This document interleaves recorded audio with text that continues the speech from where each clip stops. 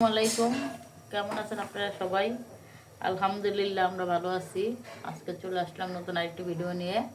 গত 2 দিন আমি ভিডিও দিতে পারি নাই, কারণ আমার বাচ্চাদেরও এক্সাম ছিল এবং বাসায় মেহমান আসছে, সব মিলেই করতে পারি নাই, তাই দেওয়া হয়নি।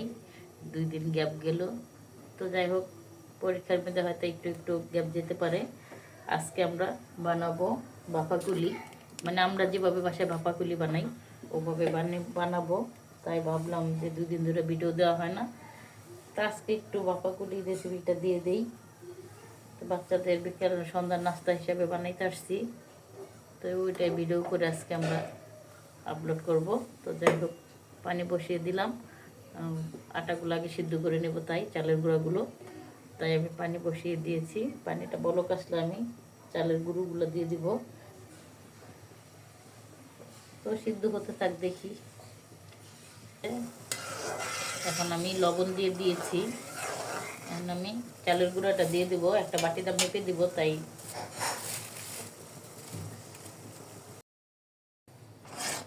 এরকম হয়েছে, আমি ঢাকনাটা তুলে একটু লেড়ে দিব, তাহলে আটাটা ভালো মতো সিদ্ধ হবে। তাই আবার আমি ঢেকে দিব ঢাকনা দিয়ে, আটাটা ভালো করে সিদ্ধ হোক। আবার এভাবে আমি লেড়ে আটাটা সিদ্ধ করে নিব। সিদ্ধ করে নিয়েছি। এখন আর 2-3 মিনিট ঢেকে রাখবো, তারপর নামিয়ে ফেলবো। এখন আমি নারকেলের ভিতরে, পিঠার ভিতরে পুরগুলো বানিয়ে নিব। আটাটা ছানতে ছানতে, আটাটা আমার আম্মার কাছে দিয়ে আসছি, সেনে একটা ডো বানিয়ে নিয়ে আসবে। আর এদিকে আমি পুরটা বানিয়ে নিই। পিঠার জন্য যে পানিটা দিয়েছিলাম, এখান থেকে আমি কিছু পানি, গরম পানি আলাদা করে রেখে দিয়েছিলাম, যাতে শর্ট খালি দেওয়া যায়। তো আমার পানি আর প্রয়োজন হয় নাই, তো আমি অল্প একটু পানি দিব। এখানে দিয়ে দেব চিনি,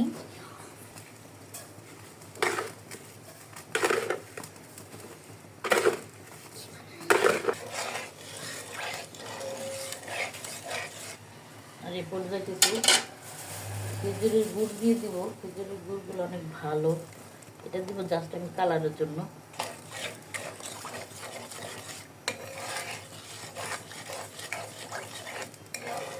আমি গুড়টাকে কেটে নিয়েছি, কেটে আমি রেখে দিই। ভাপা পিঠা বানাইতে গেলেও লাগে, আবার যে কোনো পিঠার ক্ষেত্রে দিলে তাড়াতাড়ি গলে যায়, তাই কেটে কেটে রেখে দিই। এই বছরের গুড়, কিন্তু গুড়টা খুবই ভালো।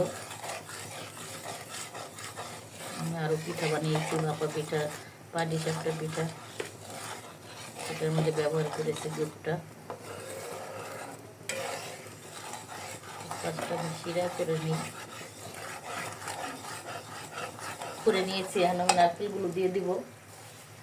নারকেল পুরানোগুলো দিয়ে আমি পুর বানিয়ে নিব। কুলি পিঠাটা আরেকভাবে বানানো যায়, খিসার মতো রান্না করে, এটা ভিতরে ভরে এটা ভাপা করা যায়, কীভাবে রান্না করা যায়, কিন্তু আমি আজকে এভাবে করব।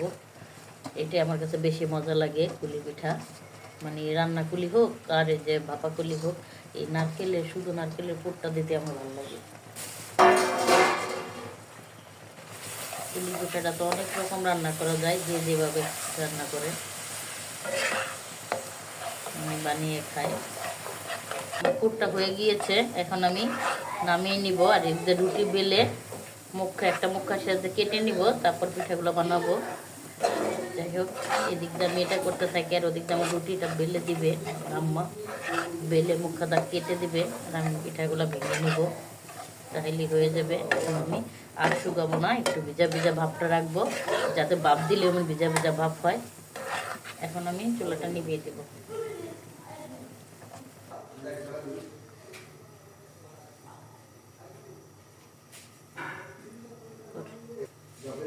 কারেন্টটা চলে গিয়েছে, অন্ধকার হয়ে গেল।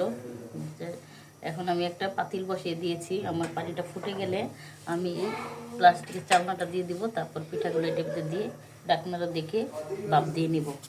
এভাবে আমি পিঠাটি বানাবো। আমার রুটি বেলতেছে, পিঠাটি বানানোর টাইমে দেখাবো না। আমার পানিটা তাহলে ফুটতে থাকবে, আগে বলক আসুক, তারপরে চালনাটা দিব। রুটি বেলে এভাবে আমি একটা মুখার সাহায্যে কেটে নিছি। এখন এটাতে পুর দিয়ে আমি পিঠাটা বানিয়ে নিব।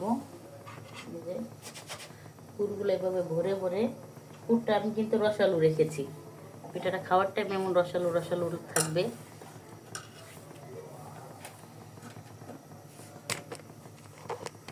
এখন আমি এই যে এভাবে পিঠাটাকে, কুলি পিঠা তো পারে, এভাবে আমি সবগুলো পিঠা বানিয়ে নিব। আমি দু একটা বানিয়ে দেখাই, কারণ কারেন্ট নাই, অন্ধকার। এই যে আমি এভাবে একটা মক্কা সেজে আটাগুলো বেলে এভাবে কেটে নিয়েছি, আর পুরটা আমি একটু রসালো রেখেছি। এখন আমি এভাবে ভেঙে নিব, কারণ কারেন্ট চলে গেছে, দেখানো যাইতেছে না ওভাবে। এই যেভাবে ভেঙে, যারা পারে তারা তো অনেক সুন্দর করে পারে, আর যারা না পারে, নতুন শিখে, তাদের জন্য অন্তপক্ষে একটু বানিয়ে তো খেতে পারবে।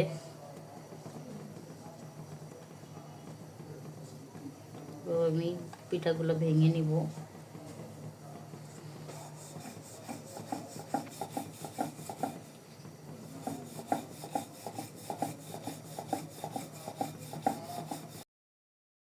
এই যে এভাবে আমি বানিয়ে ভাপে দিয়ে দিয়েছি পিঠাগুলো। পিঠাগুলো ভাপে হতে থাক, পরে আমি ভাপ দেওয়ার পরে দেখাবো। যাই হোক, আমার বাপের পিঠাগুলো হয়ে গিয়েছে, আমি এখন উঠাইছি। এই যে উঠাই রেখে দিছে, অনেকগুলো পিঠা আবার ফেটে ফেটেও গেছে। তো কেমন লাগলো আমার বাপাকুলি রেসিপি? যদি ভালো লাগে আপনারা নিশ্চয়ই বানিয়ে খাবেন। আল্লাহ হাফেজ।